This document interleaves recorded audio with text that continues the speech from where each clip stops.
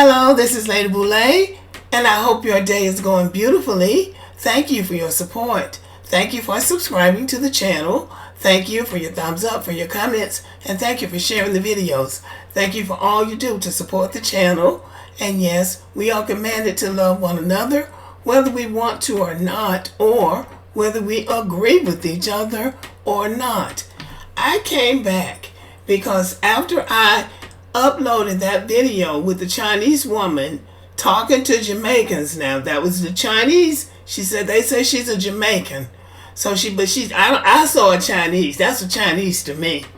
She was talking to Jamaicans because they're on social media, I guess, saying things that she doesn't like. So the first thing she wanted to make clear was that Jamaica was not a black country, and that if they didn't have a passport, they weren't Jamaicans. She had said a whole lot of stuff. I was amused by what she said.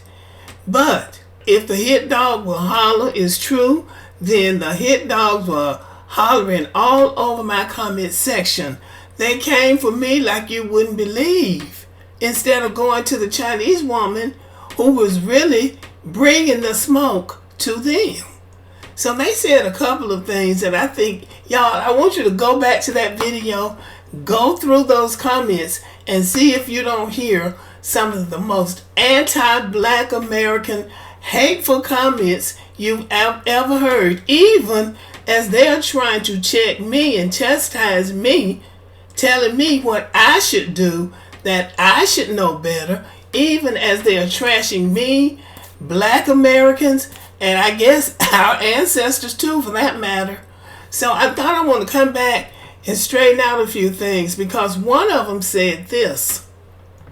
This person at Robbie McBobby 1829 said, the first revolutionary in America was a Jamaican, Marcus Garvey. He was fighting for black Americans before they fought for themselves. So you lost the whole conversation. You are the one spreading misinformation. Now, I didn't say anything about Marcus Garvey or anything about any revolutionary, and he was talking to me, saying that Marcus Garvey was fighting for black Americans before they fought for themselves. Now, see, this is when people take ignorance and raise it to the level of arrogance. I want to make a point that Marcus Garvey was not our first revolutionary.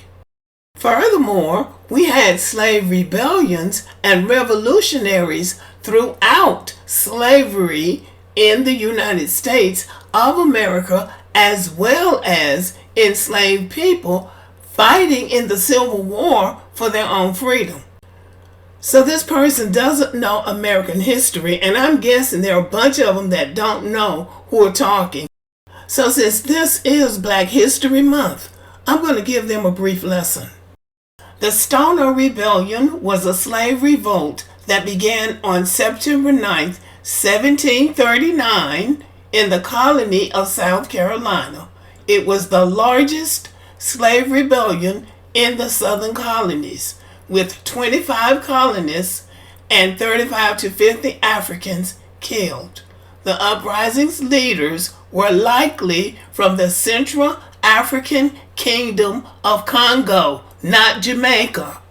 The leader of the rebellion was Jimmy, a literate enslaved man who was also referred to as Cato.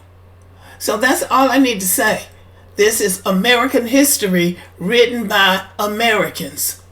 So the first revolutionary in America was a Congolese man named Jimmy, and that probably wasn't his real name. It's astounding that somebody would say that Marcus Garvey was our first revolutionary when we have very famous revolutionaries. Gabriel Prosser is a well-known revolutionary in our history. He planned a slave rebellion in the summer of 1800. His plan was leaked back to the enslavers, but after his execution for planning this revolt, there were slave uprisings all over the South. Denmark VC was a free black and community leader in Charleston, South Carolina. He was accused and convicted of planning a major slave revolt in 1822. These rebellions stoked the fears of the slave owners in the South and caused them not only to pass very stringent laws towards the enslaved and the free blacks, but also to fortify themselves with weapons and the panty rollers, which we now call the police.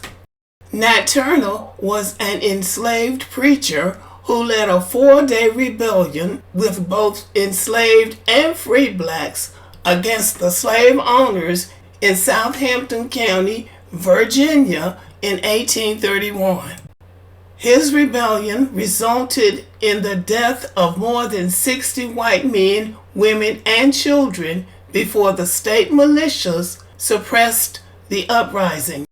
Nat Turner was captured in October of 1831 and he was executed in November of 1831. He is one of our best known and most successful, if you can call him that, revolutionaries. So the point I'm trying to make is Marcus Garvey was not even on the level of our revolutionaries, okay? I want to add something else about Marcus Garvey. Marcus Garvey came to the United States in 1916 wearing an imperialist uniform.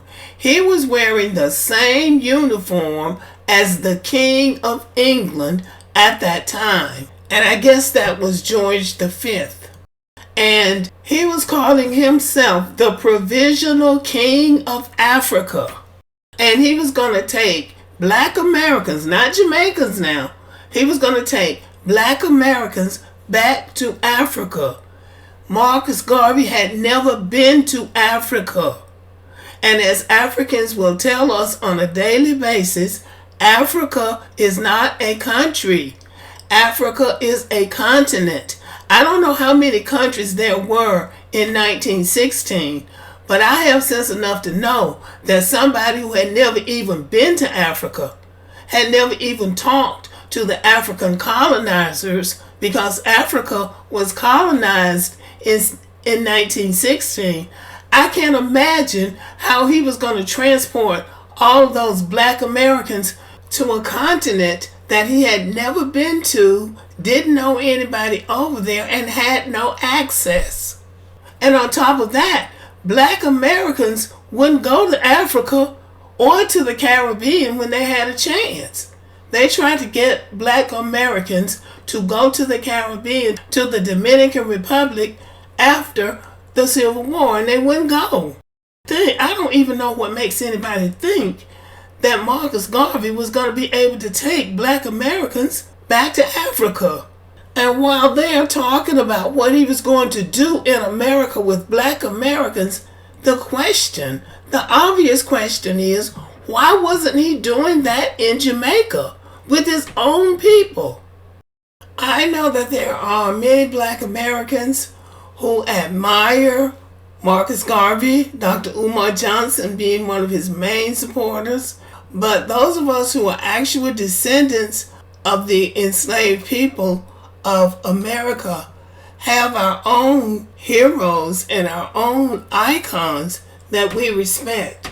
And whereas I believe Marcus Garvey was well-intentioned, I think that people overplay him when they start trying to tell black Americans how much he's added to our history, because all of us don't see it that way. We really don't. And it also begs the question, why is it that people are always trying to claim something that they did in America when they didn't do anything in their own homeland? I think that's a question that's fair. Why do you need him to have done something here when he didn't do that there? Because to me, charity begins at home. If he was really going to take somebody back to Africa, why didn't he take Jamaicans back to Africa? They came to Jamaica on slave ships too. They needed to be rescued too. But anyway, I'm going to leave it at that, y'all. I just wanted you to get an idea about the kind of responses we're getting. And since this is Black History Month, there's no reason why I shouldn't rebut what they said with facts. Thank you for listening. Let me know what you think about the video. Subscribe to the channel, give me a thumbs up, leave a comment, and share the video. And as always, have a great day.